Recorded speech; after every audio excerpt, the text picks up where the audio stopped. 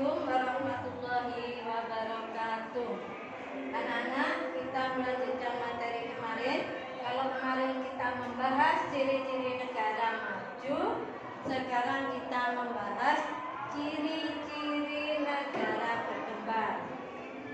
Ciri-ciri negara maju kebalikannya dengan ciri-ciri negara berkembang.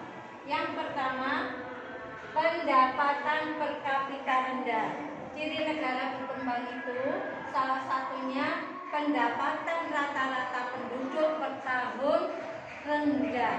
Bisa kita bandingkan ketika orang Indonesia bekerja di negaranya sendiri, dia gajinya 3 atau 4 juta, tapi kalau dia kerja di luar negeri, gajinya bisa 12 juta.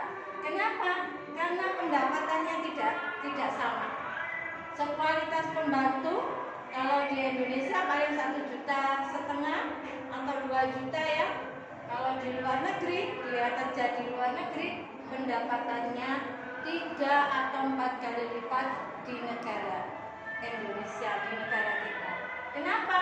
Karena Indonesia adalah masuk kategori negara berkembang.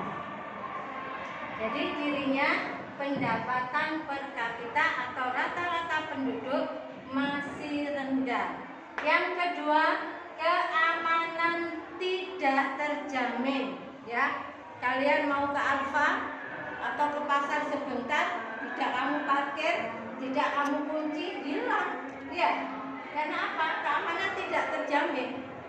Kalau kalian umrah atau haji, orang-orang yang di sana itu kalau jualan mendengar suara adzan langsung berangkat sholat tanpa ditutup dan tidak ada yang hilang barang-barangnya.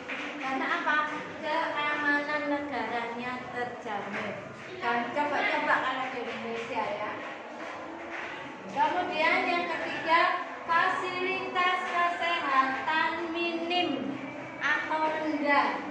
Fasilitas kesehatan. Jadi tingkat kesehatan penduduknya karena tidak dijamin oleh pemerintah masih banyak yang harapan hidupnya, harapan hidup ya, angka harapan hidupnya masih minim.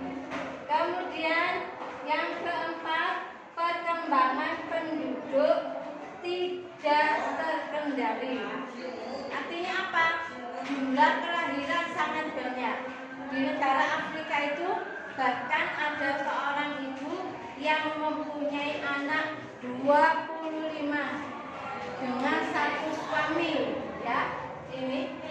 Tapi negara-negara yang maju itu cenderung punya anak satu atau tidak mempunyai anak. Mereka punya kecenderungan untuk tidak mempunyai anak.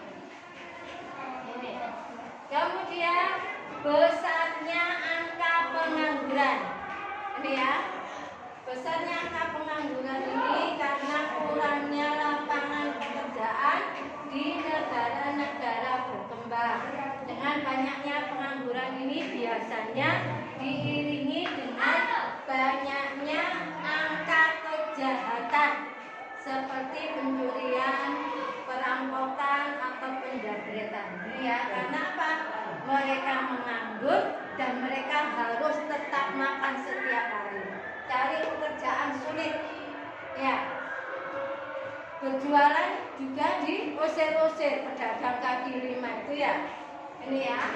Besarnya angka pengangguran. Dan yang terakhir, impor lebih tinggi dibanding dengan ekspor. Jadi barang-barang yang ada di dalam negeri ini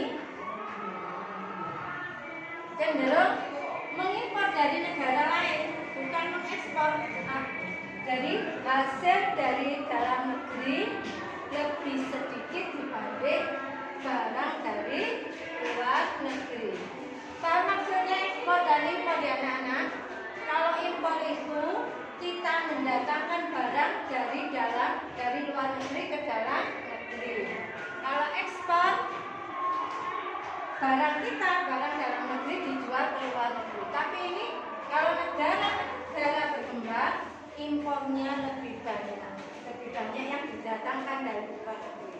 Sebenarnya Indonesia ini kaya akan alam, tetapi beras juga masih impor, bawang putih masih impor. Ini ya, mudah-mudahan kedepannya Indonesia meskipun tidak menjadi negara yang maju, tetapi mampu mendongkrak nilai ekspor, sehingga apa? Devisa negara banyak yang masuk